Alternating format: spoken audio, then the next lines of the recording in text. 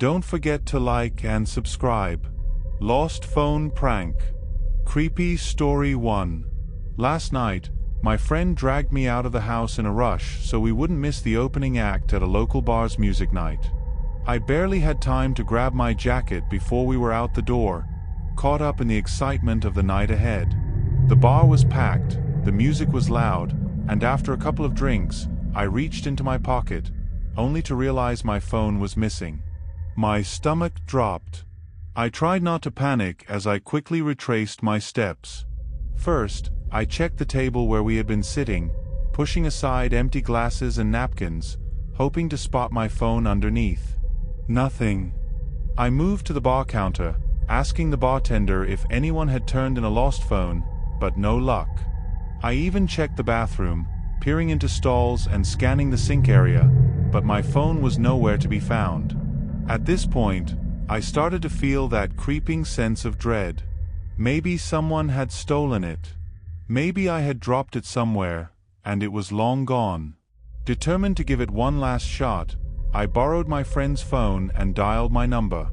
I held my breath as it rang once, twice, then, to my relief, someone picked up. But instead of a familiar voice or a stranger offering to return it, all I heard was a low, raspy giggle.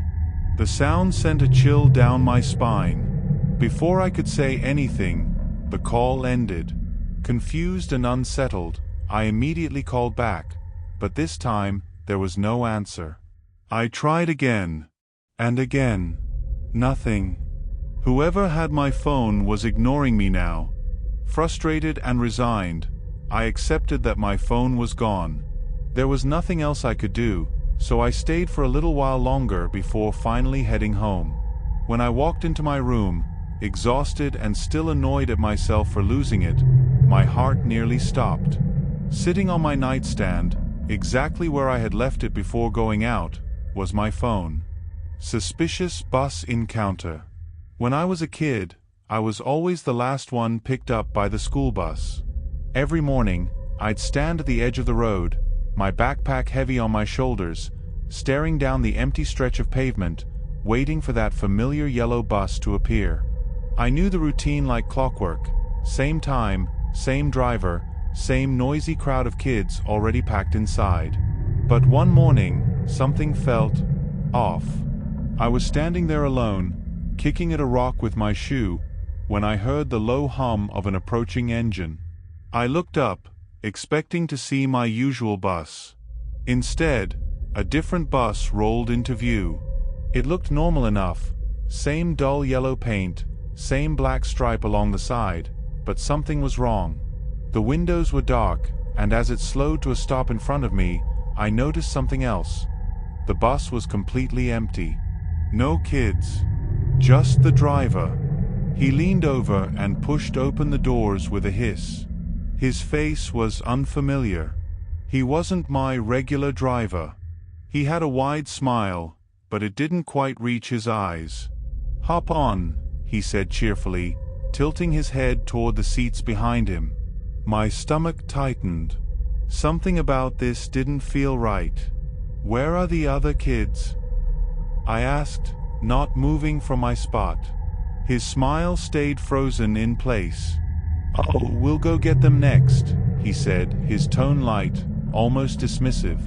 "Just hop in. We don't want to be late, do we?" I hesitated.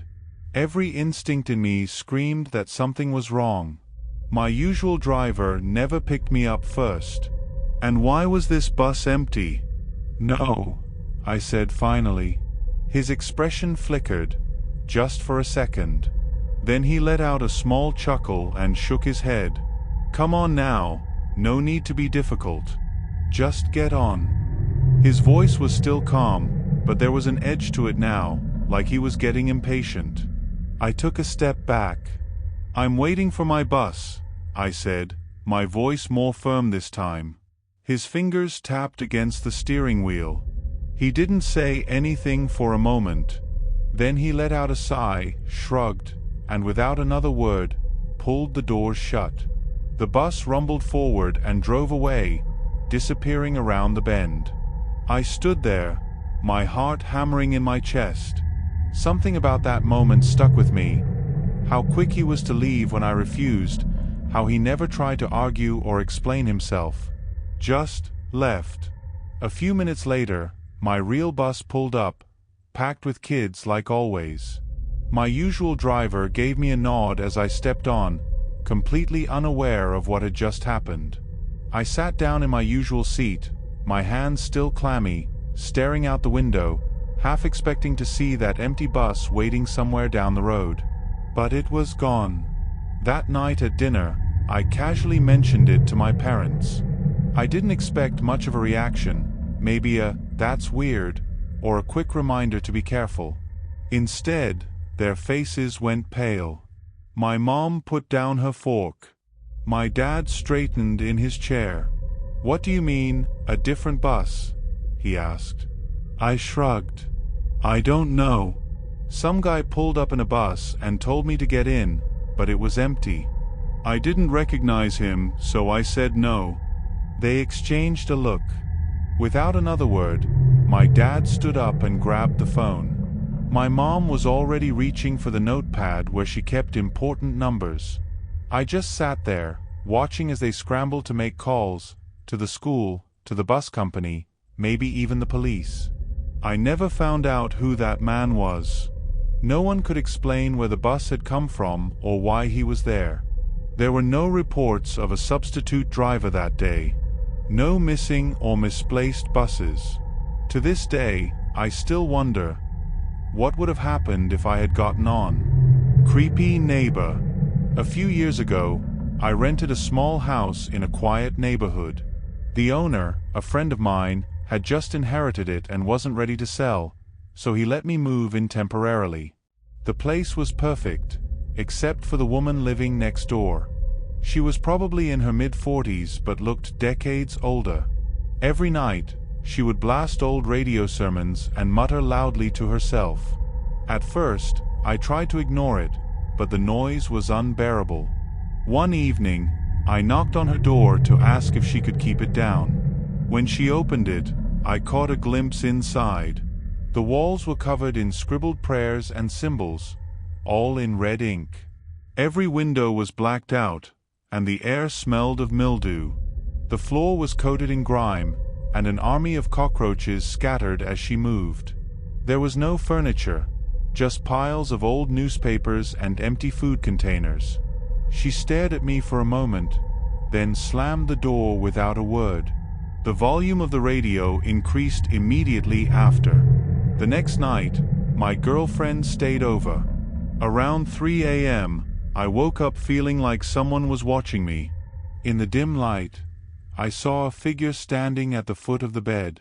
At first, I thought I was dreaming, but then I heard her whisper, "You forgot to lock your door."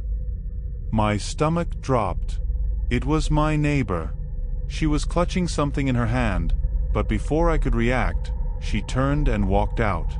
I locked every door and window after that, but my paranoia only grew. The following morning, I heard muffled sobs outside my window. Peering through the curtains, I saw her standing there, cradling a torn plastic bag. Inside was something dark and rotten. I could smell it even from my room. She was whispering in some unintelligible language, swaying back and forth. I went upstairs and knocked on another neighbor's door.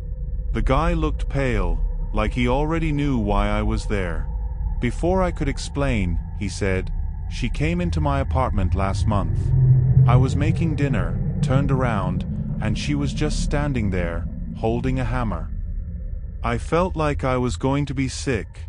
Apparently, she had been doing this for years, breaking into homes, standing over people as they slept. The police knew about her but said they couldn't do anything unless she committed a crime or left her house. For 2 days, I barely slept, waiting for an opportunity to call the cops.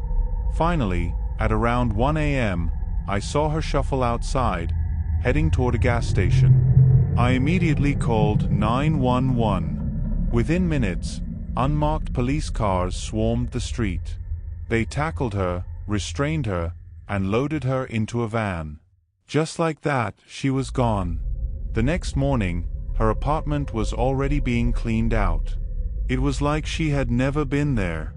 But even now, I still wake up some nights, feeling like she's standing there, watching me sleep. Another time, I was working late at a small office in an industrial park. It was almost midnight when I heard a loud crash. My heart jumped. Someone had just thrown a brick through the front window. The weirdest part? There was no one around. Every other business was closed, and the street was deserted. I called security and let them know, then grabbed my bag and left in a hurry. I felt uneasy walking through the dark parking lot, but I shook it off and got in my car. I drove home, trying to forget about it, until I realized something terrifying. I had never locked my car when I got in. A chill ran down my spine. I reached back, feeling around the back seat. Nothing. Still, the thought of someone hiding there haunted me.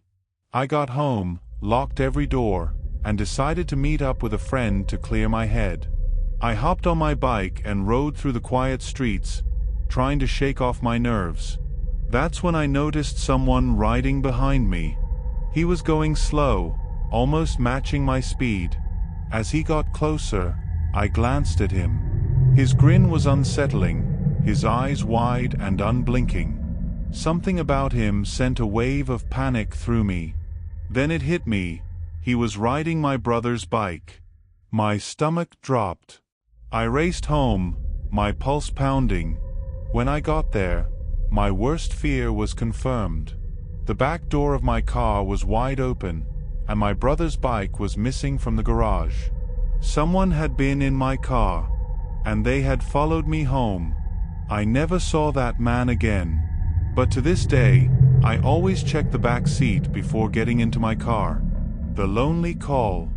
I used to work the graveyard shift at a remote roadside motel from midnight to 8 a.m. The place was quiet. Too quiet, most nights. I'd bring my laptop to watch movies, occasionally checking in the rare guest who wandered in during the late hours. The front desk was just a tiny booth with a single glass window, surrounded by miles of empty highway and dense woods. On my first night, the guy I was replacing told me something strange. "There's an old payphone by the vending machines outside," he said. "Every night at exactly 3:12 a.m., it rings once." I never answered it. Figured it was some old system glitch or whatever. He laughed it off, but something about the way he avoided eye contact made me uneasy. At first, I ignored it. The summer was brutally hot, so I kept the booth's windows shut, blocking out any noise. But as fall crept in and I started cracking the windows open, I finally heard it. At precisely 3:12 a.m., the pay phone rang once. Just one single, drawn-out ring, warped and distant, like it had been recorded underwater. Curiosity got the best of me. One night, I set an alarm for 3:10 and stood by the phone, waiting. Right on time, it rang. I answered. Silence. I said, "Hello?" Nothing. Just the faintest sound of breathing, like someone was there but refusing to speak. I hung up. The next night, I did it again. Same result. Just silence and that eerie, rhythmic breathing. I tried for a week before giving up.